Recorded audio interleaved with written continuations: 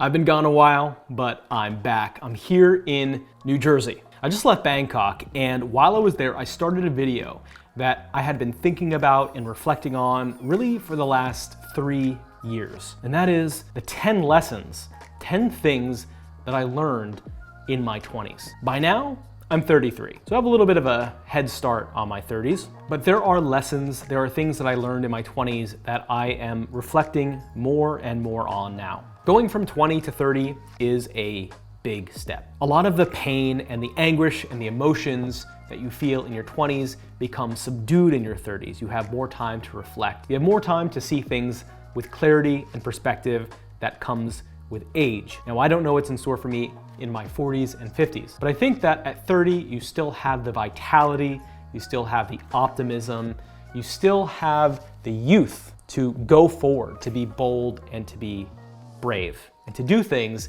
that maybe are outside of your capabilities when you're young and are going to be beyond your capabilities when you get older. So I'm very excited to be in this stage of my life, and one way that I could share it with you is to, again, give some reflection. So we'll get right into it. This is just a little bit of an intro that I recorded with my new camera in my studio back home before I hit the road again to travel. Anyway, guys, hope you enjoy the 10 things that I learned in my 20s.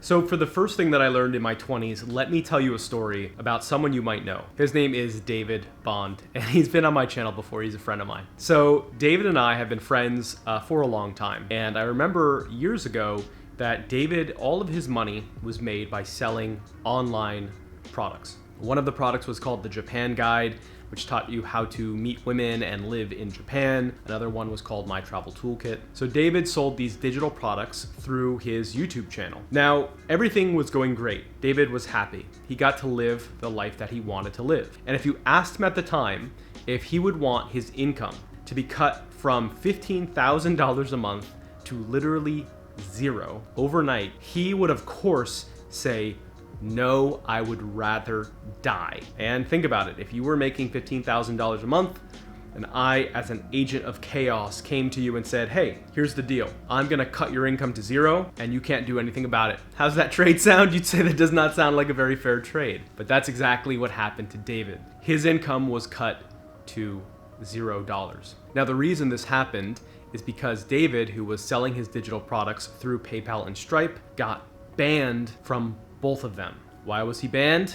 It's a good question. When David wrote to PayPal to find out why, they gave him a generic form answer that didn't tell him why he was banned. And we know the real reason. The real reason is that Dave is a controversial guy, and there is a pushback in the world of politics against men's dating and dating products. So David was banned. Now, because David and I were friends at that point, I had a really unique opportunity to watch from the outside his mental process at watching everything that he had built be destroyed. What ended up happening, though, was one of David's friends made a joke to him. "Well, now that you've been banned from every payment processor, you should start selling in Bitcoin." And David said, "Well, how do I know I'm not going to get banned from Bitcoin?" Now, if you don't know anything about Bitcoin, it's decentralized. You literally cannot be banned from it. It's why it's such an important currency, especially for places that have issues with personal freedoms, like some of the countries in the world, which I'm not gonna name here, but you know who they are. So David implemented Bitcoin as a way to accept payments on his platform.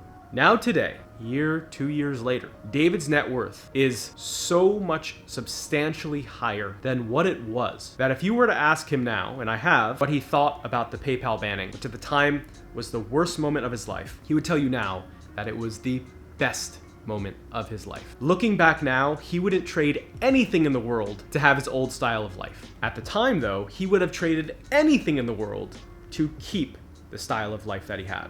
When in your life something tragic happens, when you lose something, when there's absolute chaos, that's the only moment when there is the possibility to acquire something greater. And that greater thing is invisible. David, when he lost his PayPal, could have never imagined that he would end up in cryptocurrency with his entire YouTube channel. His net worth, everything in his life now is tied up into this thing that didn't exist and did because of the tragedy. So when it comes to life in your 20s, when something bad happens, it feels life ending. There's no moment of joy, even in the sadness, where you say, okay, I feel really bad, this really hurts, this sucks. But it is kind of exciting because I know now there's actually something greater on the horizon. So now that I'm in my 30s, when something really bad happens, obviously I'm human, so I feel bad and I feel pain and I wish that things wouldn't be that way. But there's also this new voice that wasn't there in my 20s. This new voice in the back of my head that says, Mark, pay attention. Now there's this invisible entity out there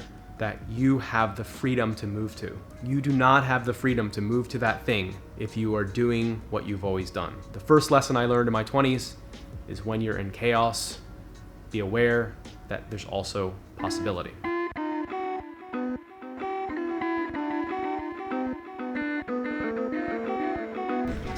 Thailand. Can you wear one? Here's a hat that's meant for you. So right now I'm in MBK Market with my friend David Bond, who's back there. Now the reason that David Bond is going to be in this segment is because everything I'm about to talk about is related to what David Bond does every single day. So the second thing that I learned is that almost all the media that you see, all mass media on TV, newspapers, everything like that, is completely artificial. So I'll tell you guys a few stories on why I came to that conclusion and how I went from someone who thought everything on Fox News was a lie and everything that was published in CNN and New York Times was completely true to where I stand now, which is everything is completely fake. So the first thing that happened that got my attention was the New York Times hired a woman named Sarah, I think, Jeong. Now, who was Sarah Jeong? Sarah Jeong was a young, radical, leftist feminist who would post on social media about race. She would make tweets about white people being genetically disposed to be burned alive easier. She would make posts about how she wants to hurt and attack old white men. All of her posts, and I'll put some on the screen here. What shocked me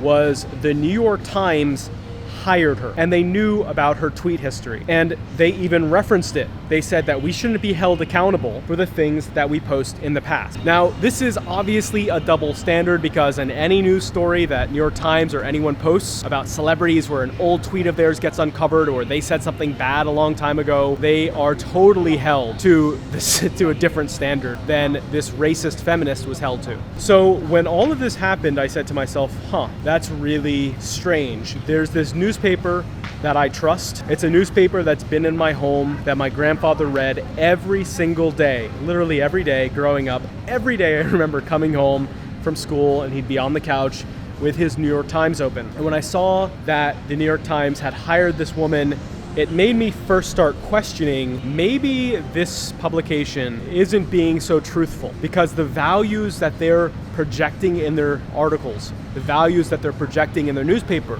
that it's unbiased to as much as you can be, that they focus on truth, that it's all the news fit to print, but they would hire someone like Sarah Jeong who despises people based on skin color. There's a real big problem here. Now, the New York Times was only the first thing. Then there was another incident that was even more crazy. It was Nick Sandmann.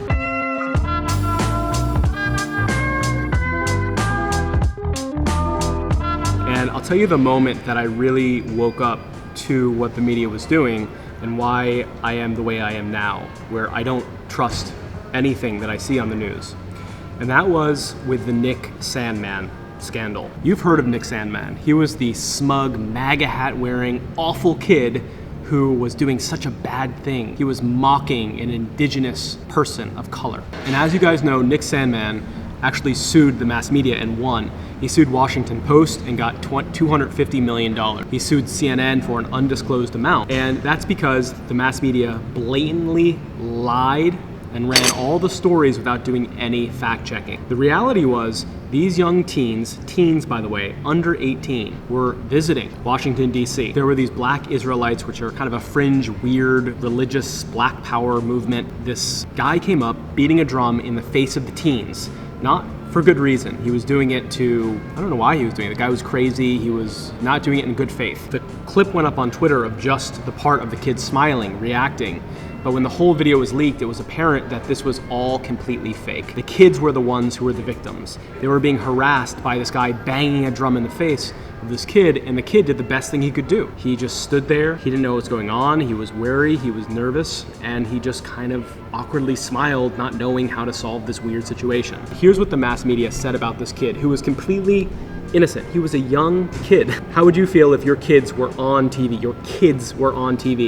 with people like in BuzzFeed saying, and people like Reza Aslan, a scholar and television pundit on CNN, tweeted that this child had a punchable face. Child. CNN, one of the most premier news sites and news stations and news channels in America, is employing people that are talking about children having punchable faces. And that's not just him, his colleague at CNN, Bakari Sellers, agreed. BuzzFeed said that Sensman's face reminded her of Brett Kavanaugh. The Daily Beast said the story was awful and described the video as disturbing.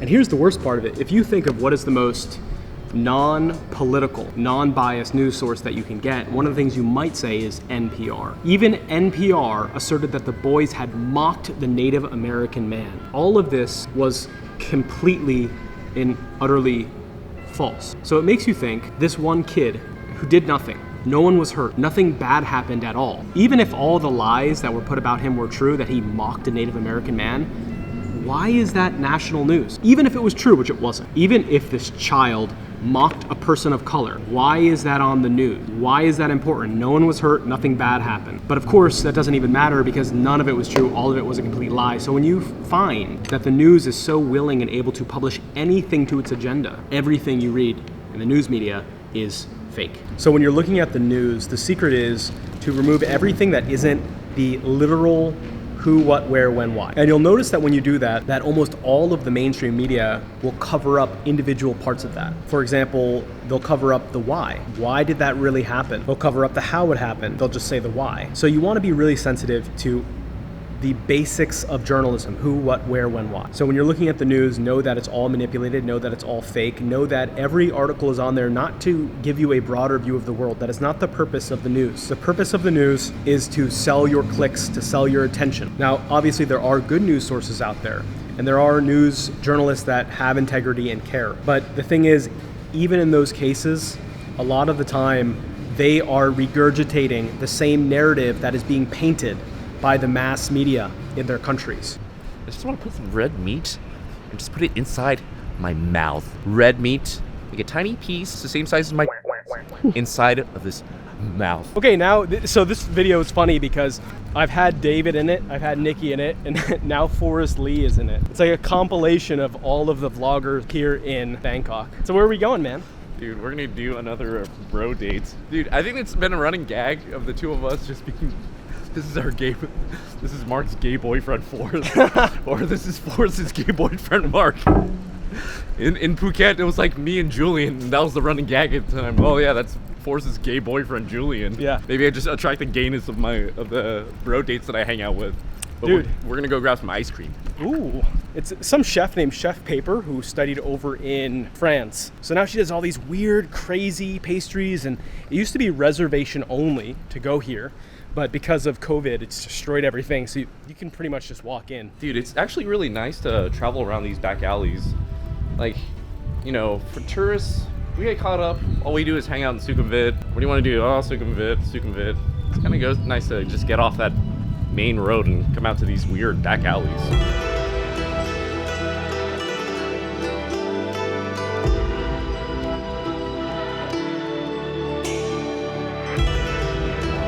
So the thing is with America, the way America used to be is if you wanted to have passive income, if you wanted to make money and have a retirement, you needed to take all the money that you earned and you need to take a portion of your paycheck and put it into an account. And you need to do that for like 20, 30 years, right? That was the whole rich dad, poor dad philosophy. And if you do that for like 20 or 30 years, then you put away enough money where you will get 2 or 3% of how much you put away in interest paid out to you. So let's say that you put away 10% of your income for every paycheck, and you get paid, let's say, $70,000. So that's $7,000 a year, and you would do that, and you can go online. There's all these calculators that tell you how much interest, compounding interest, you'll earn over 20 years if you put away $7,000 a year or something. Let's say that you've managed to save, $1 million US over the course of your entire life before you retire. So at $1 million US, if you're getting 2% interest, that's $20,000. You divide that by 12, that's $1,600 a month. And that's not a lot of money, especially over time as the dollar value crashes. But almost $2,000 a month is not a terrible amount to live on and to retire on, especially if you have other, money coming in from your retirement. And of course, you can go in and take money out of your bank account, right? This is just the passive income you're getting, and you can go in and take money out, but you'll also lower this amount if you take out your principal. But anyway, with America, that's kind of how wealth has been. If you're middle class, you put money away every month, and then you get 2 to 3% back that you live on when you retire. But what crypto did, it totally broke the system. So with $1 million saved up over the course of my life, if I get 11%, that's $100,000 a year that I can live on. That's amazing. That is a wonderful amount to live a happy middle-class lifestyle. But think about that if I do that in money, USD. At let's say 3%, that's only $30,000. So imagine going from living a $100,000 lifestyle to a $30,000 lifestyle just because you took the same amount of money and you put it in American USD index fund versus putting it in crypto.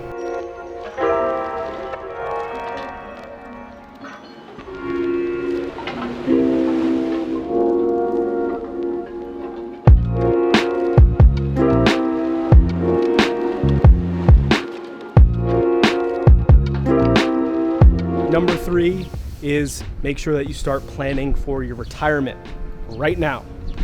Younger, the better. You want to make sure that you have money invested and put away. Now, I know people who have money on the stock market.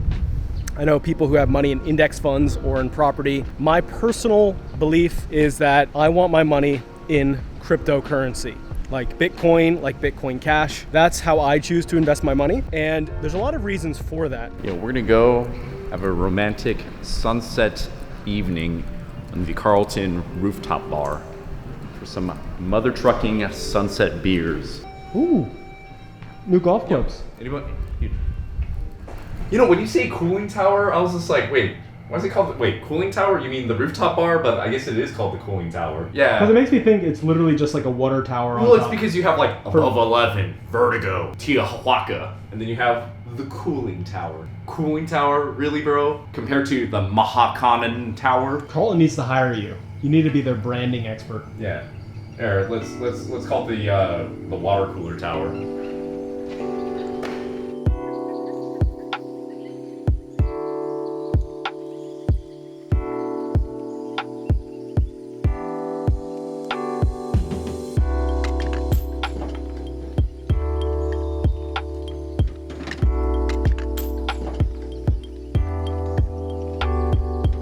So the next lesson that I've learned in my 20s is not to be so pessimistic and critical of human nature. I was on Reddit and some guy made a comment that he thinks it's so sad that humanity follows.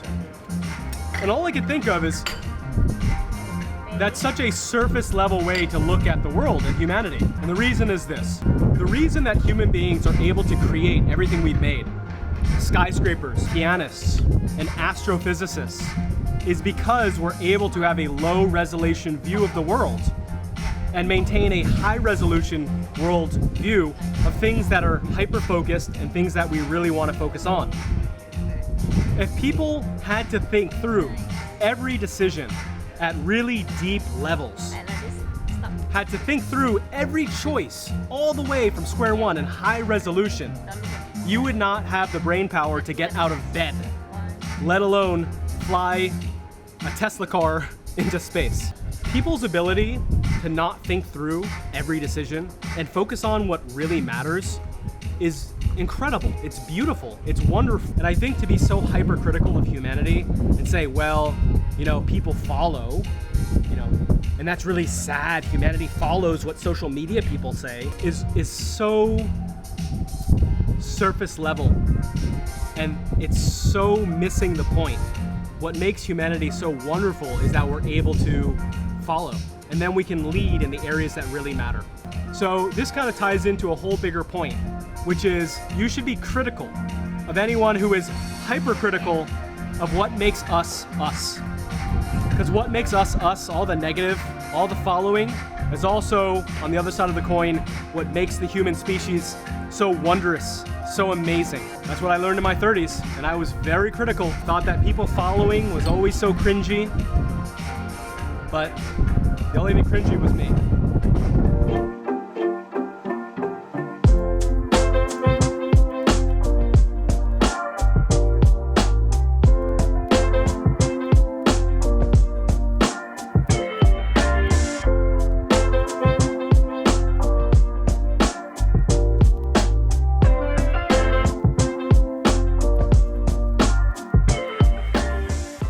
There you go. That's the first grouping of things that I learned in my 20s. I noticed that because when I recorded that section of the video, I had been living in Bangkok and was with all my friends all the time. It's kind of cool in that way because that grouping of lessons that I learned in my 20s was more external. It was influenced by people that I was with, but back here in New Jersey, it's much more of an internal place for me. I'm back in my studio. It's very quiet in the suburbs. There's not a lot of activity going on in suburban New Jersey. So I'm curious to see in my future videos on this topic how much the environment that I'm in now affects how I reflect on the lessons that I've learned in my own past, because I haven't written the list. I'm just kind of talking as it happens in the vlog. A few other little things now that I have you here in front of me. If you'd like to connect with me more on a one-to-one basis, I'd love that. In fact, that's why I created a private Telegram group. So you can come join, say hi, chat with me, post memes, whatever you want. To learn to travel and you want to work for yourself and not be tied down with working a 9-to-5 now that the COVID virus is starting to come to an end, one great way to do that is to blog full time, make it a living. That's what I've always done, and I actually have a full course on blogging, which is in the comments below, in the description below, so you can find my entire free course on how to start and grow your first blog, all in a weekend. Doesn't even require your email to be a part of it. Anyway guys, thanks for watching, and I'll see you next time.